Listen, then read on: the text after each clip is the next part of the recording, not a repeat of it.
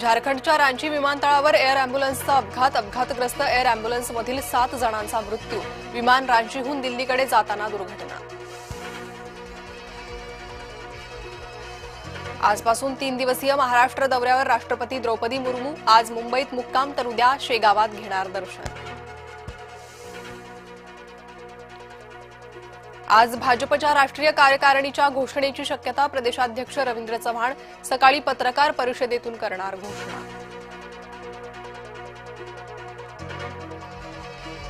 काँग्रेसचे प्रवक्ते हनुमंत पवारांना पुण्यात भाजपच्या पदाधिकाऱ्यांकडून मारहाणीचा व्हिडिओ सोशल मीडियावर व्हायरल। काँग्रेसकडून तीव्र शब्दात निषेध व्यक्त। शरद पवार यांची तब्येत उत्तम। आज दिवसभरात डिस्चार्जची शक्यता। रुबी हॉल क्लिनिकच्या डॉक्टरांनी दिली माहिती। बदलापुरातील स्त्रीबीज विक्री प्रकरणाचे धागेदोरे नाशिक नागपूरपर्यंत। तेलंगणा, कर्नाटक, केरळचाही समावेश। अटक केलेल्या 3 महिलांच्या मोबाईलमध्ये सापडले पुरावे। माझ्याकडे ब्लॅक बॉक्सचा फोटो किती जळालाय ही माहिती। अजितदादांच्या अपघातावर रोहित पवारांचं वक्तव्य। शरद पवार आणि सुप्रिया सुळेंशी चर्चा करून ठरवू। राज्यसभेसंदर्भात रोहित पवारांची प्रतिक्रिया।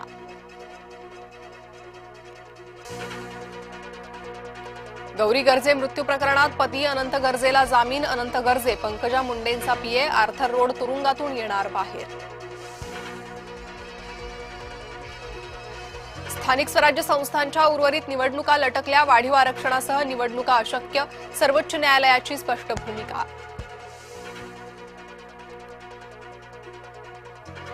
महाराष्ट्रानं दादांच्या रूपात न लाभलेला मुख्यमंत्री गमावला। अजितदादांनी पहिल्यांदाच टायमिंग चुकवलं। शोक प्रस्तावादरम्यान फडणवीसांचं वक्तव्य। दादांची बदनामी करणारेच आज हळहळ व्यक्त करतायत। कुणाला किती बदनाम करावं याच्या मर्यादा पाळाव्यात। विधान परिषदेत शोक प्रस्तावात नाव न घेता उद्धव ठाकरेंचा टोला। पोलीस अधिकारी अश्विनी बिद्रे हत्या प्रकरण। बिद्रे कुटुंबियांची राष्ट्रपतींकडे इच्छामरणाची मागणी। 10 वर्ष उलटूनही न्याय मिळाला नसल्याचा बिद्रे कुटुंबियांचा आरोप। भाजपने नाशिकचे नगरसेवक अज्ञातस्थळी नेले। नामपा स्थायी समिती सभापती निवडणूक बुधवारी। पंढरपूर कॉरिडॉरला मंजुरी मिळण्याची शक्यता। पालकमंत्री जयकुमार गोरेंच्या अध्यक्षतेखाली होणार बैठक। फेसबुकवरून 70 वर्षीय वृद्धाची आर्थिक फसवणूक। पेन्शन योजनेच्या नावाखाली 4,50,000 घातला गंडा।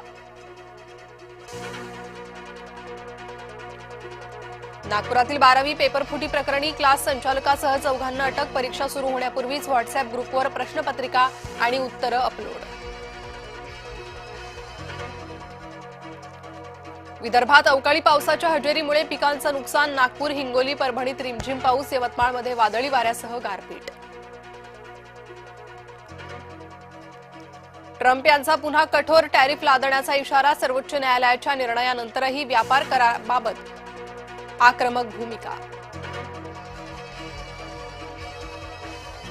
वानखेडेवर वेस्ट इंडिजकडून झिम्बाब्वेचा धुव्वा। 107 धावांनी मिळवला दमदार विजय। विजयात 19 षटकार, 17 चौकारांची आतषबाजी।